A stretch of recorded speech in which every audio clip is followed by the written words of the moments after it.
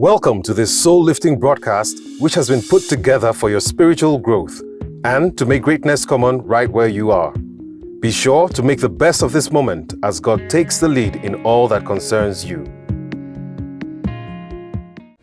Consecration, sacrifice, and victory. Consecration to the will of the Almighty God, the all-powerful, all-knowing, the God with whom all things are possible. A consecration to line up with His will and His purpose for our lives, knowing that our lives are not our own.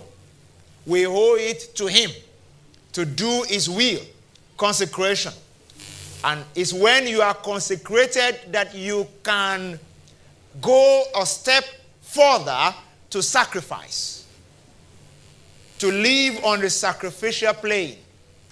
It's when you are consecrated that you can sacrifice. And after sacrifice comes victory. Somebody say victory. Somebody say it again, say victory. It's also very instructive. Before I read my text, I love to also share something that's very instructive for us to note that whenever or wherever there will be remarkable change, something significant, you will always see at the foundation of such changes consecration, sacrifice.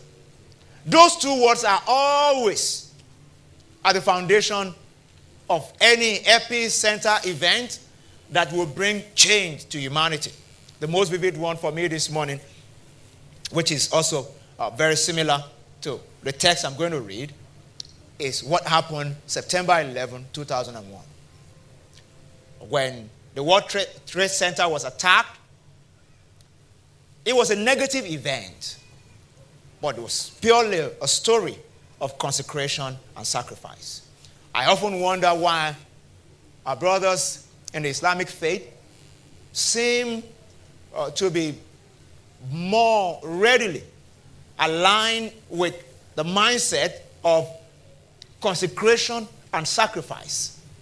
Meanwhile, for us as Christians, if you are a true Christian, you must have the understanding that this faith was premised. The foundation of this faith is premised on consecration and sacrifice. I don't know, the devil tried to twist this for us, and I think that's why it's happening like that. And people are finding it, I don't know, with some little bit of brainwashing, finding it easy to, just submit their lives. You may blame it on poverty, if you look at Africa. But what about in places where you can't really say it's because of poverty? I think the devil is twisting something, working something around but we need to get something from it. That the foundation of our faith was laid in consecration, in the heart of sacrifice. September 11, 2001 changed the way we fly forever. But was premised on people who decided that whatever they could do with their lives is not as important as what someone said they should do with their lives, which will give them maybe a better life in the hereafter. So they decided to lay down their lives. Let me bring up another case. Dr. Nelson Mandela, perhaps the greatest African still alive. What made him great, if you look at the foundation of it, was also a story. It's also a story of consecration. For over 20 years, he was just consecrated to a cause. To say, look, this thing must come to an end. But for it to come to an end, for remarkable changes to happen, whether in the life of a man, in a family, in a nation, or in our world, someone must be willing to lay aside a plan, personal plan. and to align with another plan, which is the plan of God. If it's going to be a positive event. For all negative events, people, took hold of other plans, originated perhaps by the devil.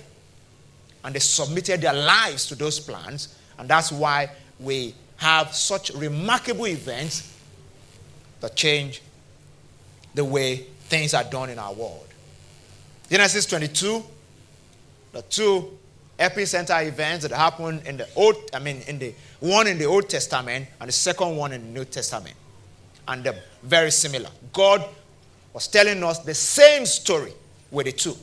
One was the shadow of the second one.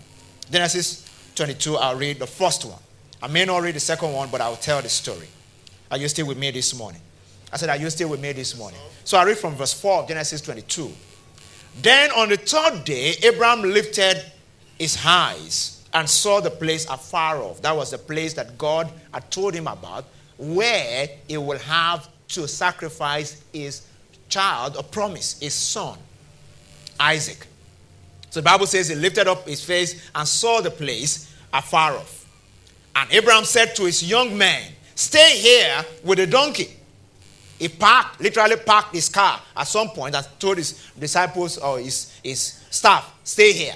This business is about me and my son that God wants me to sacrifice. Said, I and the lad will go yonder, but mark his word, and he said, and worship. Ladies and gentlemen, this presupposes that worship is consecration.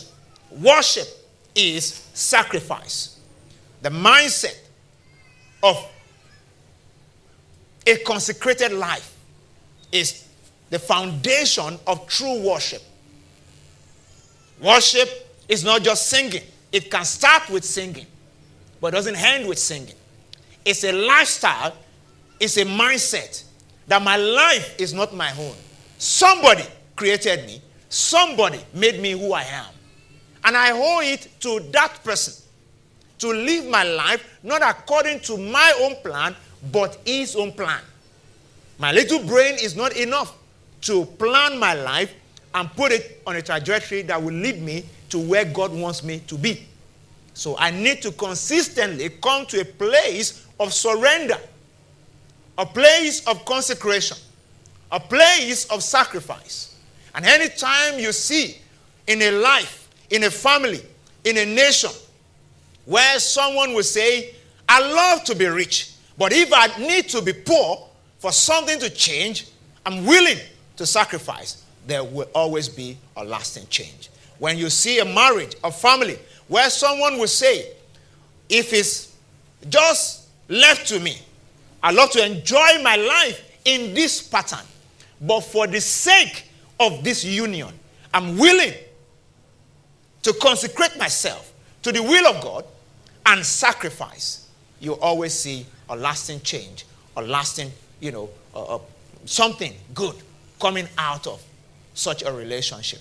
And that's my admonition for someone here this morning. So Abraham called this worship. Say, I and the lad will go yonder and worship, and we'll be back with you. Verse 6, so Abraham took the wood of the burnt offering and laid it on Isaac his son. And he took the fire in his hand and a knife, and the two of them went together. But Isaac spoke to Abraham, his father, and said, my father. And he said, here I am, my son. Then he said, look, the fire, the wood, but where is the lamb for a burnt offering? Verse 8. And Abraham said, my son, God will provide for himself the lamb for a burnt offering. So the two of them went together. Then they came to a place which God had told him, and Abraham built an altar there and placed the wood in order, and he bound, somebody say bound. Oh, come on, say it after me, say bound. He bound Isaac, his son, and laid him on the altar upon the wood. And Abraham stretched out his hand and took the knife to slay his son. But the angel of the Lord called to him from heaven and said, Abraham, Abraham. So he said, Here I am. And he said, Do not lay your hand on the lad and do anything to him. For now I know that you fear God, since you have not withheld your son, your only son, from me.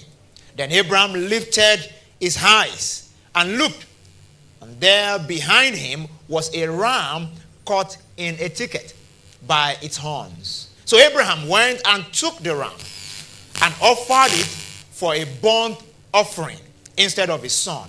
And Abraham called the name of the place, The Lord Will Provide. If you have a King James Bible, it says it's Jehovah Jireh.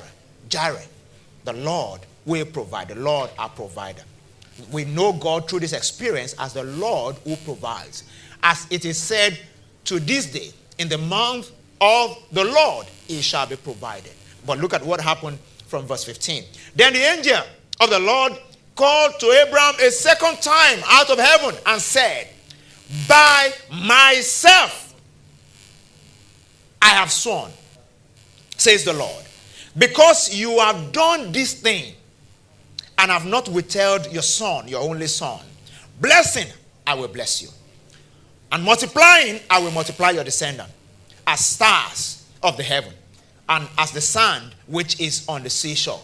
And your descendants shall possess the gate of their enemies. And your seed, in your seed, all the nations of the earth shall be blessed, because you have obeyed my voice. The Lord bless the reading of his word. What Abraham did here sealed the covenant that God instituted in the Old Testament. That covenant still stands till today over the descendants of Abraham. That's the current day Israel. That's why up till now, Israel remains indestructible by any superpower. I hope you understand what I'm saying. The blessing of God still rests upon that nation based on this singular act today. Now, in the New Testament, what God did was to reciprocate what Abraham did in the Old Testament. I hope you understand what I'm saying. God will never tell you to do what you cannot do. What Abraham did is very instructive, especially when you look at it from the point of view that it was just him and his son. And I was playing it again in my mind, and I said, look, I have 2 daughters. Let me say I'm talking to or watching a movie with the 8-year-old, and it was the story of Abraham and Isaac. And then she saw how Abraham bound his son and put on the altar and brought out a dagger.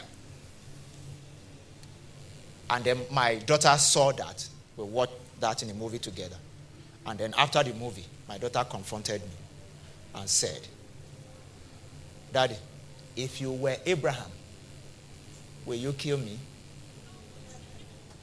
I asked my wife this question a while ago. She said, I don't know what to say. And I looked at her and I said, me too, I don't know what to say. Because obviously I'm supposed to say, yes, I will kill you. But I feel that will redefine our relationship from that point on. Because the way the young lady will be looking at me will be different. This is the man who will kill me for God. I hope you understand what I'm talking about. And I need to think about it for yourself. Some of us have sons. Some of us have daughters. So somebody may even be here this morning. You're pregnant. And you've been feeling all the pain, the morning sickness and all. And very soon you will deliver to the glory of God. Say amen. But after you've delivered, if God asks, Abraham came to a point where he told himself, Lord, whatever you want to do with this boy and with my life, just do. My life is not my own. Paul said, I am crucified with Christ. Nevertheless, I live. That's that point. That's the consecration that brings a change. That's the consecrated life that God can use to change the world. I'm aware of the fact that I'm speaking to people this morning who have plans for their lives. Some of us have companies that we're growing. Some of us have companies that we want to start. Some of us have, some people plan to get married this year. We have plans. Some people are going through midlife crisis right now because you're not sure of what the next 10 years or 20 years is going to be like. But if you want to be like Jesus, I think it's more appropriate to line up with the plans of God and with the will of God instead of my own will. When we sing this hymn, take my life and let it be consecrated, Lord, to thee. Take my moment and my day. Let them flow in ceaseless praise. Is it just lip service? Or is it something that comes from our heart to a God that has a plan? There's one plan that I did not make for myself, and that's the plan to be born into this world. Whoever made that plan for me to be born on the day and the time, the second that I was born, must have a plan that transcends that point. There must be more than that. There must be something more than that. And my assignment is to be able to seek it out. To seek that out. To make up my mind, I'm going to live a life that is fully consecrated to the will of God for myself. Now in Matthew 26, when God will reciprocate Abraham's gesture, it was time for him to also give his only son. So Christ came, and a struggle ensued in Matthew 26 at the Garden of Gethsemane. This time around, not Moriah, Gethsemane. God showed Abraham, go to Mount Moriah and do this stuff. This time around, God took Jesus to Gethsemane. And Jesus got to Gethsemane, and it was a struggle. I'm sure it was the same kind of struggle that Abraham had, laying Isaac down. And Jesus said, if it is possible, let this cup pass over me. But not my will, but your will be done. He knew there are no two ways about this, but he needed to communicate the fact that it's never going to be easy for me to fully surrender everything all to him. That it is possible for a man to deliberately lay down his life and enjoy grace to pick it up again. The Bible says angels came and they ministered to him.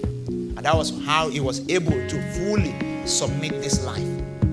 He said, whosoever shall lose his life for my sake and for the kingdom's sake, he will pick it up again. There's power to lay it down, and there's also power to pick it up.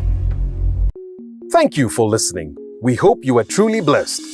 Please feel free to email us at info@elevationg.org for all inquiries or to share any testimonies.